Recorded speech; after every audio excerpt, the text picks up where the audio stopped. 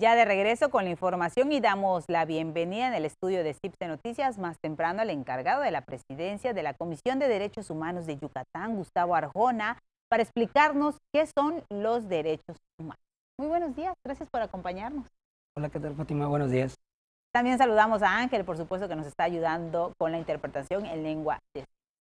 Gustavo, pues siempre hemos buscado la manera en cómo convivir y cómo hacerlo de una manera responsable, respetando las diferencias que podemos tener entre hombre y mujer, entre diferentes grupos también de la sociedad. Y esto ha sido a partir de los derechos humanos.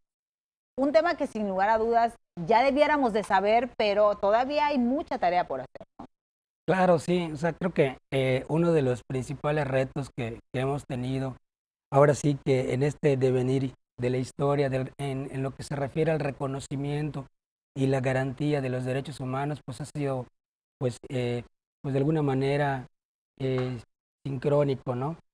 Todas las sociedades de alguna forma han enarbolado principios, valores, prácticamente establecido las reglas del juego y Sí. los han reconocido, y eso es lo que se ha denominado como los derechos humanos, ¿no?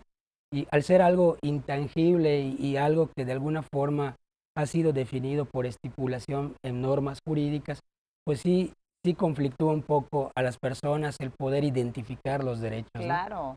Dicen por ahí que mis derechos terminan cuando comienzan los tuyos.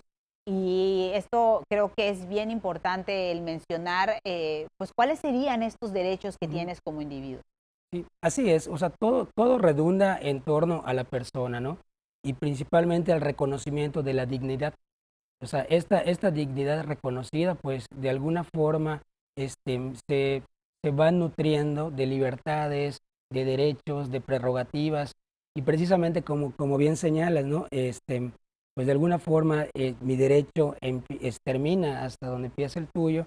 Bueno, esos son principios que están establecidos como derechos fundamentales, ¿no? El derecho a la igualdad entre las personas, todos somos iguales, la prohibición a no ser discriminado, ¿no? Cuando hablabas, por ejemplo, de los grupos de la sociedad, Sí. y el reconocimiento a sus derechos también ha sido paulatino, ¿no? O sea, no el reconocimiento de los derechos humanos, pues ha sido en un solo momento, ¿no?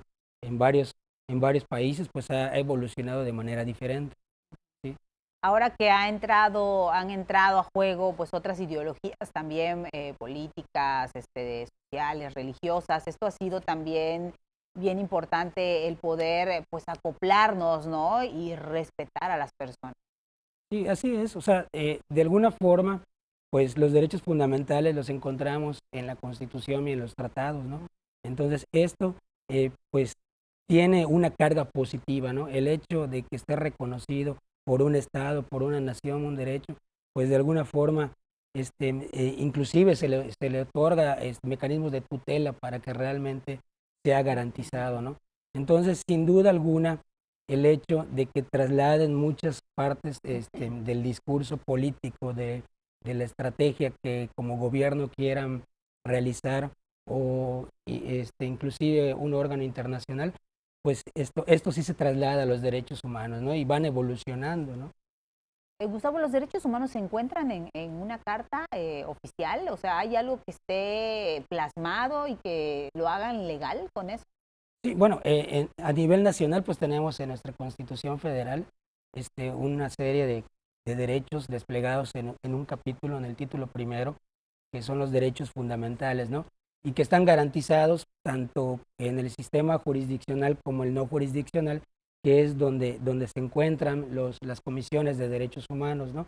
Pero también a nivel internacional existen, pues ahora sí que instrumentos muy vastos de manera general y sectoriales, ¿no? Podríamos decir que de manera general tenemos la Declaración Universal de los Derechos Humanos, ¿no? Que es un instrumento que pues ha servido de modelo para muchos países para poder adecuar su normatividad interna.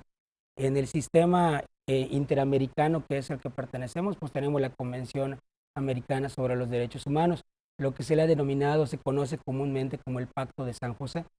Entonces, estos pudiéramos decir son los dos instrumentos internacionales más importantes, pero también existen instrumentos sectoriales, ¿no?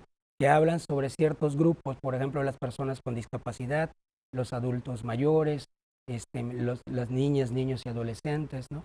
Y así podemos tener una serie de instrumentos, ¿no? Muy importantes a nivel internacional. Y todos estos pues están reconocidos por el Estado mexicano. El reconocer los derechos que tenemos y el saber que tenemos derecho a estas cosas es fundamental porque podemos detectar cuando se está violentando nuestro derecho. Y hay grupos, me imagino, que históricamente han violentado los derechos de las personas. Sí, así es. O sea, ahora sí que la garantía de los derechos humanos se ha dado principalmente en sede judicial, pero también en los últimos años pues surgió el sistema no jurisdiccional de derechos humanos, que es donde se encuentran las comisiones.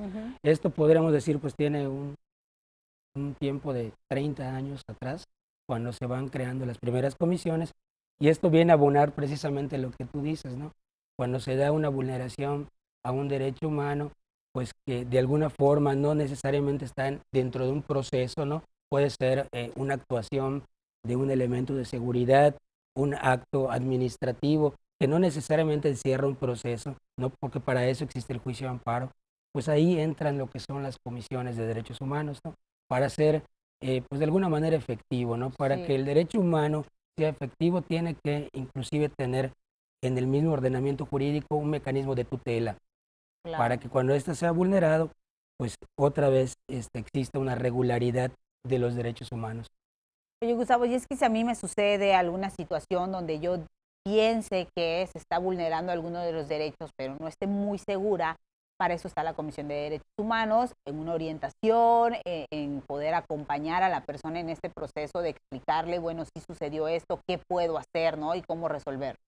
Sí, así es. O sea, como tú bien señalas, una de las importantes funciones que tenemos es precisamente dar ese acompañamiento en un momento dado de que no sea de nuestra competencia.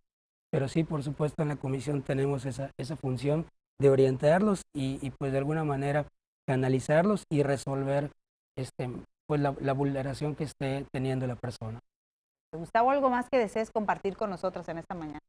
No, pues agradecer el espacio y pues pues de alguna forma señalar que estamos en la Comisión de Derechos Humanos abiertos a precisamente a cualquier queja, cualquier solicitud que requieran. Gracias, Gustavo. Gracias, Ángel, por estar con nosotros. Les esperamos próximamente. Muchas gracias. Gracias. Nosotros nos vamos a ir a la pausa, pero regresamos.